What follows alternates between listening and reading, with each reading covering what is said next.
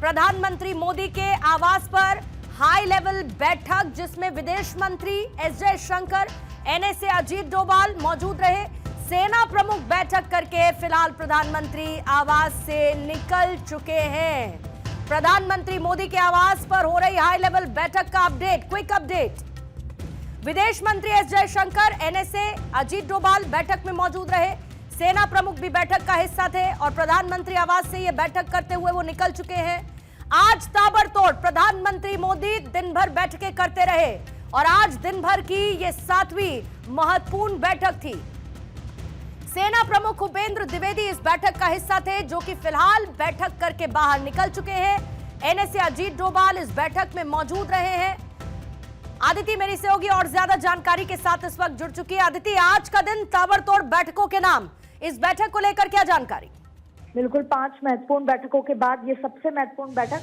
आज शाम को जब प्रधानमंत्री नरेंद्र मोदी के लिए खबर आई कि वो साउथ ब्लॉक पहुंचे, अपने आवास, अपने दफ्तर पहुंचे हैं, उसके बाद जब वो आवास पहुंचे तब भी एक महत्वपूर्ण बैठक आई, जिसमें आर्मी चीफ पहुंचे थे। आर्मी चीफ से 1 to 1 उनकी मुलाकात हुई। तमाम जो अभी के अपडेट है, वहां पर क्या तैयारियां हैं, उसको लेकर बातचीत हुई। और उसके बाद एनएसए अजीत डोभाल पहुंचे।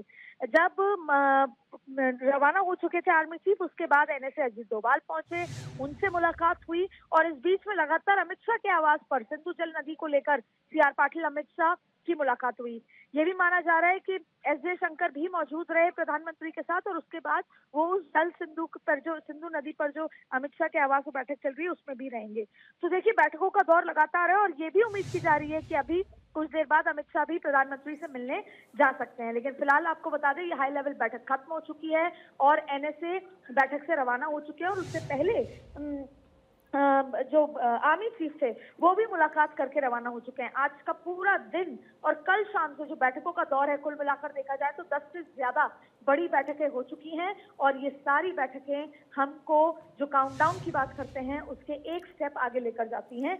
और हर बार ये लगता है कि अब कभी भी कुछ क्षणों में, मिनटों में या कुछ घंटों में कुछ भी हो सकता है। और पूरी तैयारी के बाद जो देश है वो अपने एक्शन मोड पे आएगा। लेकिन आप बता दें कि बॉर्डर पे पूरी तैनाती हो चुकी है और तीनों सेना प्रमुख को कल जैसे फ्री हैंड दिया गया था, उसके बाद आज जब आर्मी चीफ मिलने आए तो जाहिर तौर पे उन डायरेक्शंस और ग्राउंड रिपोर्ट को प्रधानमंत्री के सामने रखने आए थे। और उसके बाद एनएसए अजीत डोभाल ने भी मुलाकात की और दोनों बैठकें अब खत्म हो। नहीं, इसका मतलब तो अदिति क्लियर यही है कि आगे बढ़ रहे हैं किसी सख्त एक्शन की तरफ भारत सरकार और प्रधानमंत्री नरेंद्र मोदी। उससे पहले हर एक मोर्चे पर स्थिरता बरकरार रहे, वो चाहे फॉरेन पॉलिसी के पर्सपेक्टिव से हो, फॉरेन लेवल पे हो, यानी कि तमाम देश, साथ ही सेना किस तरीके से, चीफ ऑफ डिफेंस स्टाफ, तीनों सेनाओं के प्रमुख, फिर दूसरी तरफ एनएसए अजीत डोभाल है, यानी कि नेशनल सिक्योरिटी कंसर्न्स को लेकर हर एक मोर्चे पर स्थिरता, और वो भी मजबूती के साथ वो स्थिरता बनी रहे। इसीलिए ये कम्युनिकेशन उतना स्ट्रांग होना जरूरी है, जिस बाबत ये मुलाकातें जारी हैं। प्रधानमंत्री नरेंद्र मोदी जब कोई भी काम करते हैं, आप कभी किसी चुनाव में देख लें या किसी स्ट्रेटेजिक कोई भी काम हो, या जैसे वक्फ बिल आया, हर एक चीज को आपने बड़ी स्ट्रेटेजिक तरीके से देखा होगा, रणनीति के साथ आगे बढ़ता है। जब वक्फ बिल जब तक राज्यसभा लोकसभा में पास नहीं हो गया, आपने देखा कि अमित शाह पूरे टाइम पार्लियामेंट में थे, रात के 3 बजे तक वो पार्लियामेंट में थे। प्रधानमंत्री मोदी की सरकार हर एक चीज, और फिर बात जब वॉर की हो या बात जब उस स्ट्रिक्ट एक्शन की हो जिसने भारत को जख्म दिया है, इसलिए कोई भी चीज जल्दी करने से बेहतर है कि सोचकर, समझकर, रणनीति बनाकर हर एक एक्शन पर पुख्ता तरीके से सोचकर तैयारी के साथ बढ़ा जाए। देखिए, अगर कोई निशाना चूकता है तब भी सवाल उठेंगे। और फिर ये सरकार चौतरफा देख रही है। एक जगह हम ग्लोबल लीडर बनना चाहते हैं तो हमें वर्ल्ड के लिहाज से भी देखना पड़ेगा हम कहाँ हैं। इसके साथ साथ हमारे 140 करोड़ लोग हैं, हम बढ़ती हुई अर्थव्यवस्था के लिहाज से हैं, तो हमें उस लिहाज से भी देखना होगा। फिर हमें एक्शन किस पे करना है। हमको आतंकवाद की कमर तोड़नी है, क्योंकि इस बात का प्रॉमिस किया है प्रधानमंत्री ने, पाताल में घुस के मारेंगे। फिर उन्होंने ये भी कहा है कि बख्शा नहीं जाएगा। फिर ये भी है कि पाकिस्तान को भी करारा जवाब देंगे। तो हम यहाँ किसी एक मोर्चे पर नहीं है कि किसी ने हमको जख्म दिया और हम उसको जख्म देंगे, या ये नहीं है कि हमें सिर्फ आतंकवादियों पर हमला करना है। यहाँ पर हमें आतंकवाद की भी कमर तोड़नी है और आतंकवादियों को भी खत्म करना है। इसलिए प्रॉपर तरीके से रणनीति के साथ बढ़ा जा रहा है। और यही अदिति, वजह है कि बार-बार बैठकों का जल्दी दौर से होता है। आपसे क्विक अपडेट अमित शाह के आवास पर हुई बैठक को लेकर भी लेना चाहूंगी, क्योंकि सीआर पाटिल बैठक करके निकल चुके हैं और लगातार इस बात पे चर्चा हो रही थी कि भारत ने जो 5 बड़े फैसले बैठक के दौरान लिए थे, चर्चा के दौरान लिए थे, उसमें सिंधु जल संधि वाला जो मामला था उसको किस तरीके से आगे प्रैक्टिकली बढ़ाया जाएगा। हालांकि उसका कुछ असर पाकिस्तान के कुछ इलाकों में हम पहले ही देख चुके हैं, लेकिन आज इस बैठक में फाइनल मोहर किस बात पे लगी होगी? देखिए, जो ये 5 बड़े फैसले लिए थे डिप्लोमेसी के, वो सारे महत्वपूर्ण थे, लेकिन जो सबसे ज्यादा हार्ड ऑन जो पाकिस्तान को लगा है वो सिंधु जल नदी के पानी को सस्पेंड करने से लगा है।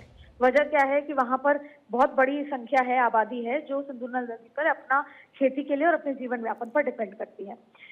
सिर्फ 7-8 दिन का ही समय हुआ है जब सिंधु जल नदी सस्पेंड किया है और उसका असर दिखने लगा है। जैसा आप भी कह रही हैं, हमने पानी का डेटा शेयर करना बंद कर दिया है भारत में, और जब आप पानी का डेटा शेयर नहीं करते तो अगर आपने पानी बंद कर दिया तो अकाल पड़ जाएगा, और थोड़ा सा भी पानी खोल दिया तो बाढ़ आ जाएगी, और जिसको वाटर इमरजेंसी हाल ही में उन्होंने लागू भी करी है। अब ऐसी स्थिति में दरअसल देखिए, ये कोई छोटा मोटा प्रोजेक्ट नहीं है। इतना पानी, 85% पानी 6 नदियों में से 3 नदियों का पूरा और बाकी 3 का भी कुछ % पानी जाता था।